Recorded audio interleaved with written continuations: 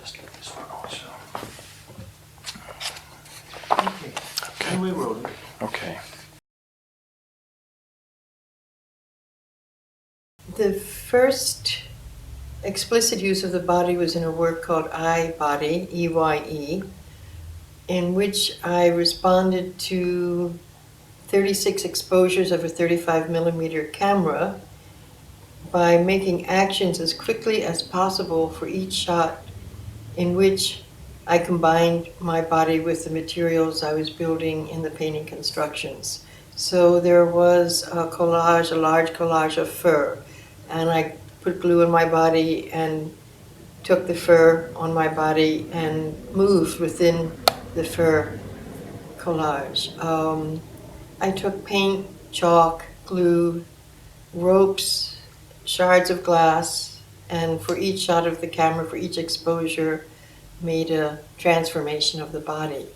I felt that something important was happening with this process, but I wasn't sure what. And when I took the images, which were shot by the Icelandic painter Eero, when I showed images to curators at the time, they all said that they were meaningless and stupid.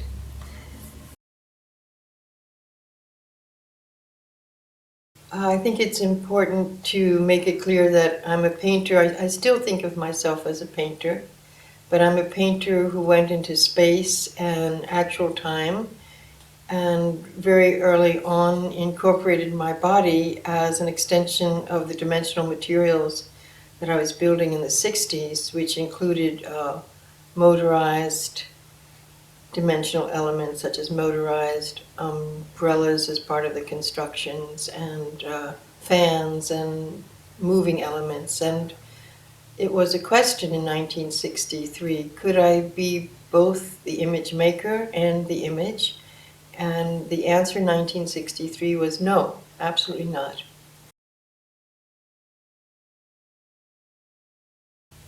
I think I thought of myself as a landscape painter most of all, and that's a very humble position to occupy. And I felt that I could only fail as a landscape painter because I wanted to centralize perceptual change, the atmosphere that was constantly shifting around me, the details of light and verticality, depth, density. So I was in a fulcrum that at some point I wanted to take it from off the canvas into real space. And I was in college at the time, and it was a crisis for me. I was very immensely depressed that I was going to have to leave painting in some way. And I remember the great despair that I had cut my paintings, I had chopped them, I had put them on motors, I had made them dimensional, and now I was going to have to actually take them into actual time.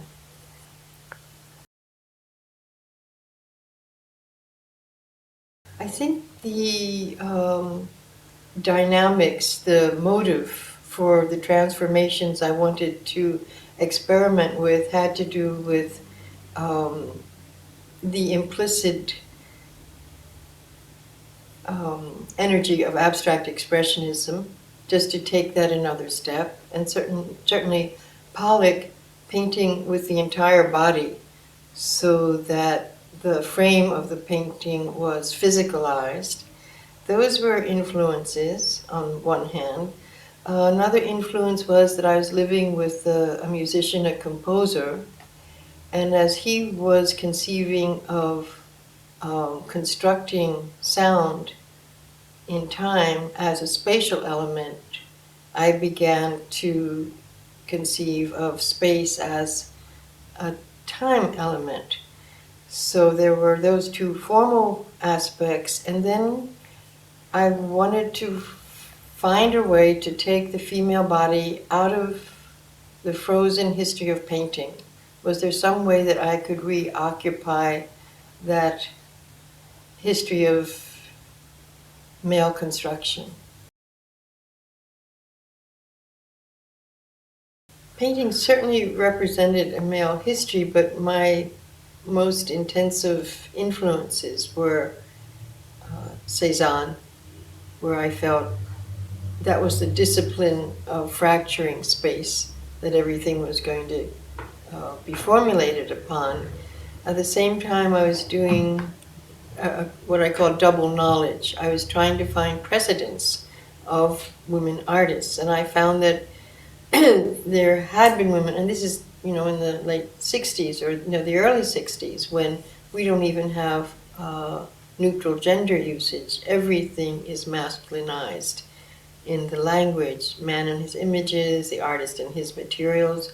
So anything female or feminine is marginal or by inclusion. So I would find that there had been women artists, but if they were important, their husbands had repainted half their paintings and put their own names on it.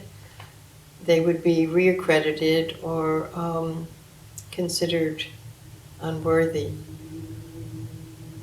Yeah, that was a difficult position to occupy also, because it required a confidence that was completely blind.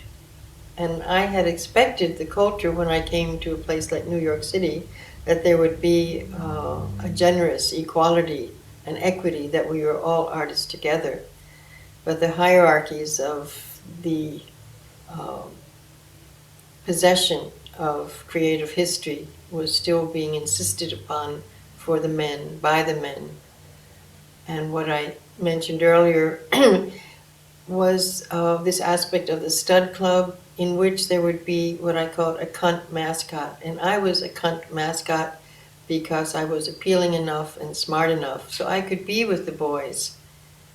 But in the meantime, the wives and friends of the boys were cooking and cleaning for us, and I was feeling very torn.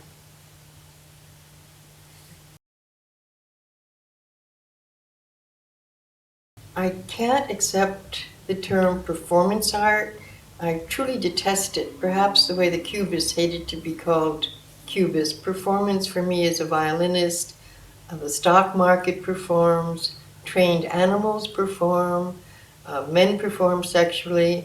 So it has to do with the predictability and perfection. And the terms that were around when I began doing performance or actions or kinetic theater, we had happenings and we had fluxus, we had events. What else did we have? We definitely didn't have anything called performance art. So that became this kind of inclusive term for a great variety of transgressive ways of breaking the forms of dance, of including actions and gestures of the body. But our influence was definitely not theater, it was anti-theater. Fluxus was more concerned with the discrete involvement with the object and with a lack of self-presentation. The self was completely identified with the actions, with a set of objects and their characteristics being revealed.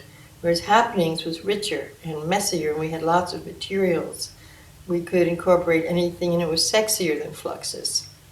Events were more stately. Those are often events with a score that might take place in a specific time in a specific position. So it was messy and unclear.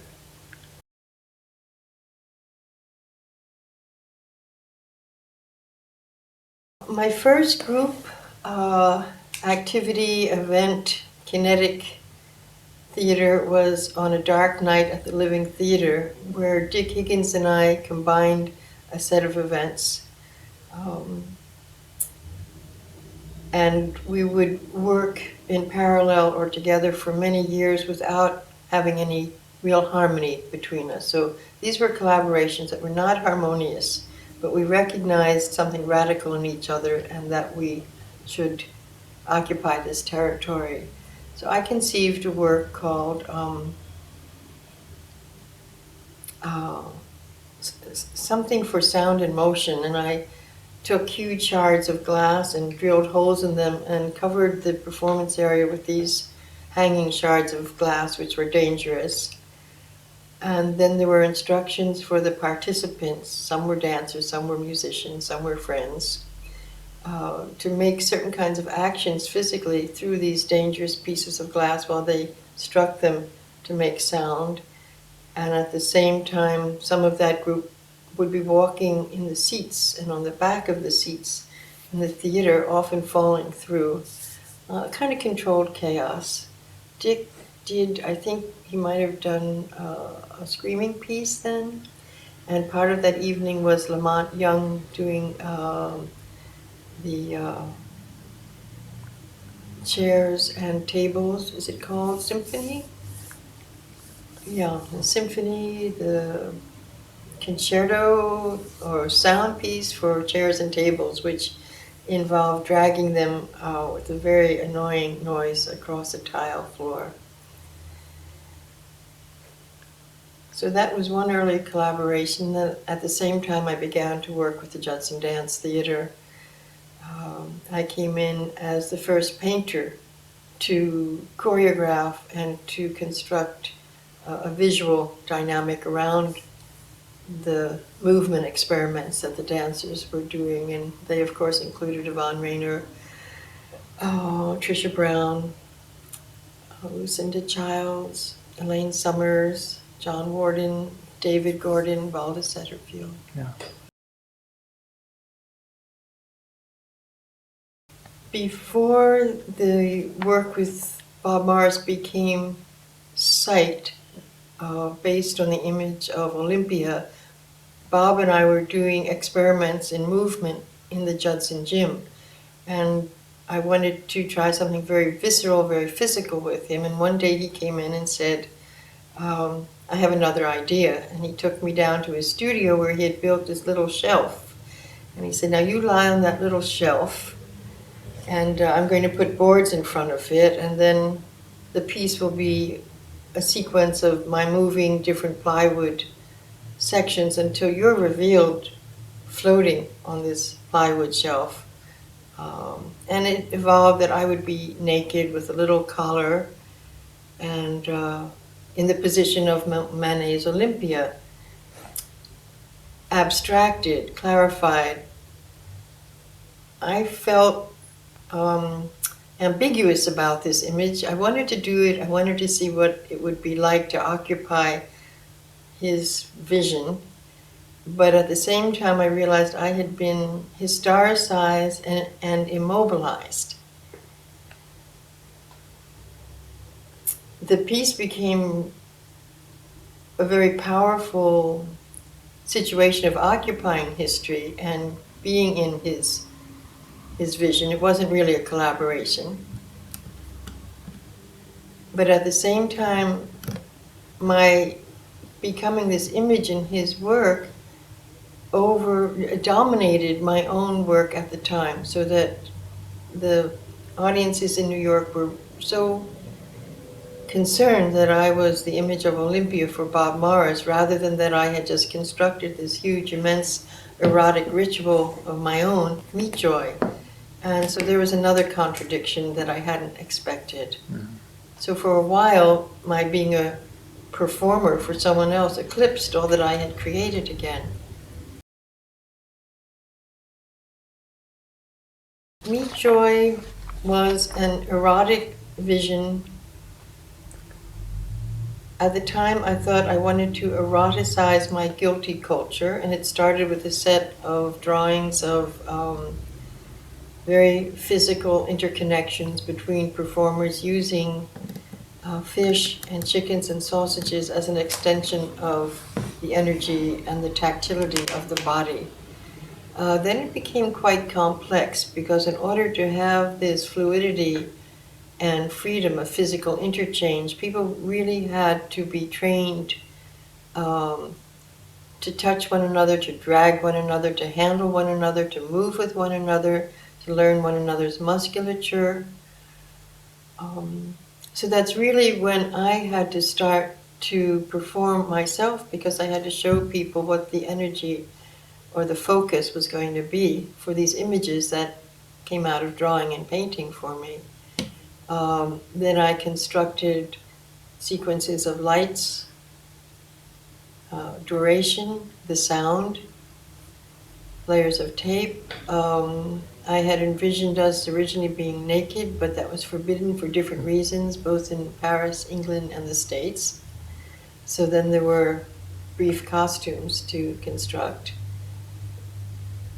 So I like to do dense, complex, layered works, and Joy was that, and it became incredibly renowned and famous and infamous from its first Paris performances. I don't know if I've described it well enough. Yeah, I think so, yeah. Yeah. It was vital, it was exciting, it was messy, it was sensuous, it was completely charged, even within the layered structures. So really it's about exploding form again, breaking those boundaries. In the 70s, by the middle 70s, I had done, I guess 10, 12 years of kinetic theater complex performances, using untrained people with scores and open sections of improvisation, unpredictability, and materials as various as fish and chickens and sausages and paint. But by the middle 70s, I really wanted to stop constructing these complex configurations and strip down. And I ended up hanging a rope, a 3/4 inch manila rope, and using it as a kind of ballast to balance the body and extend the gesture of drawing. Then I combined a harness with the rope so that I was suspended in space with the extended arm touching side walls, and began to draw from the swing of the rope and harness for 7 or 8 hours, building this web of drawings, which after the fact I realized was a way of incorporating the implications of Pollock's using his entire body to paint, so that now my body itself became like a pencil, like an agency of marking and tracking. And that work up to and including her limits, I would do in very various spaces. And Venice, the Fluxus Venice Festival was one of those. Yeah.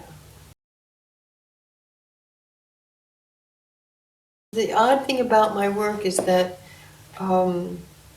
the interplay between personal and public, or social and private, is always based on the strange combination of intuition, research, fury, rage, and happiness. So I have to work with all these elements, and somehow it produces images which were not didactically conceived. For instance, Interior Scroll was first a dream, a little dream in which I woke up and I had seen this figure extracting a text from her vagina, and the dream said, interior knowledge.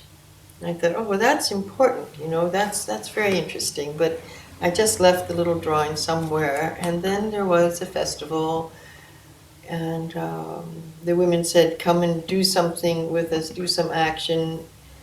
And that little drawing came back like an annoying voice and said, oh, if I'm going to mean anything, you have to make this physical. And I said, not me. No, I'm not doing that. And next thing I knew, I was folding all these little papers, and I was typing a statement about structuralist filmmaking, so that the sense of the unraveling of perceptual insight would be both a very conceptual text and this physicalized action in which the interiority of the body would be another voice, another way of speaking.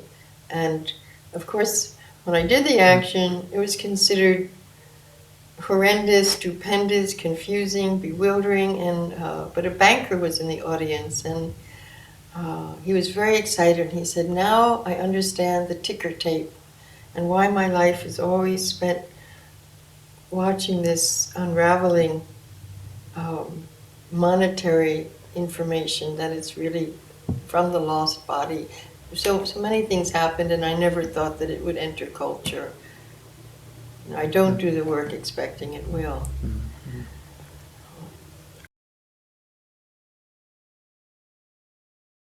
There's just some strange confluence to be at a moment in time which not only gives permission but gives adequate resistance, so that I was able to follow these visions and to take the circumstance of collaboration, of permission and denial in this strange mixture of saying yes and saying no, and to be able to take the work forward within that configuration. But it's just a fluke of history, especially for a woman to feel that, I haven't been mutilated, I haven't been locked up, I haven't been hung as a witch this time yet, I'm not in Chador, I don't have 9 children, which I suppose is why we're all so irrepressible.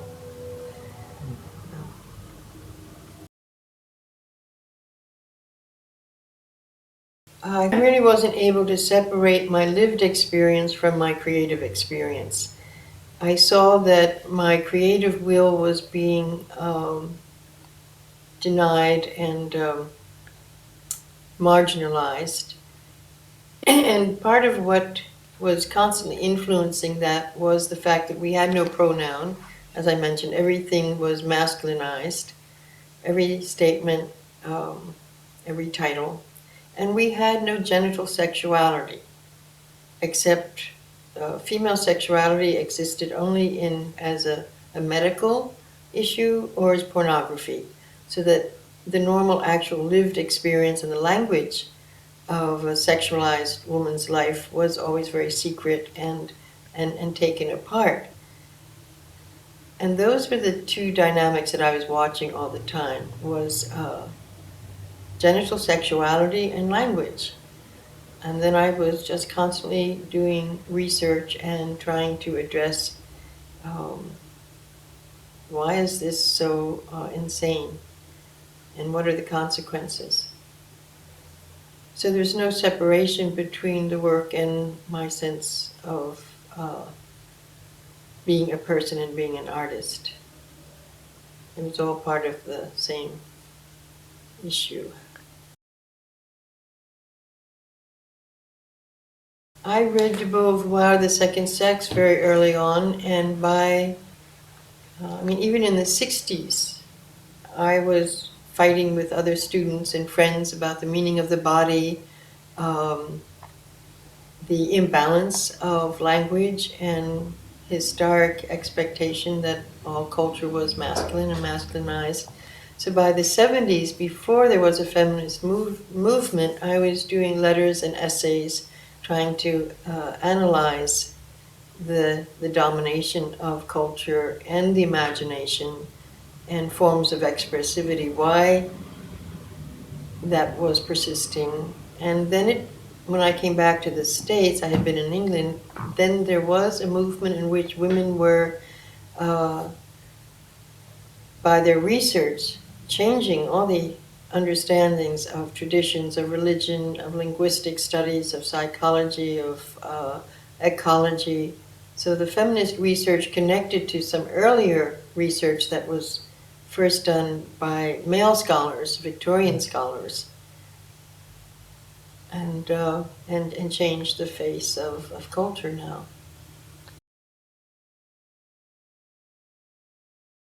Well, all these achievements do not support me. I almost never sell work. These major works are not in collections. In 30 years, I've sold 2 pieces to museums.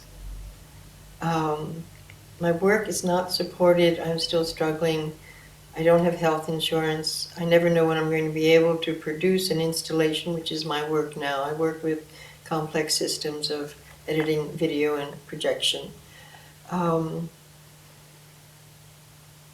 So the work has entered history, but the culture has not entered my daily needs. Yeah.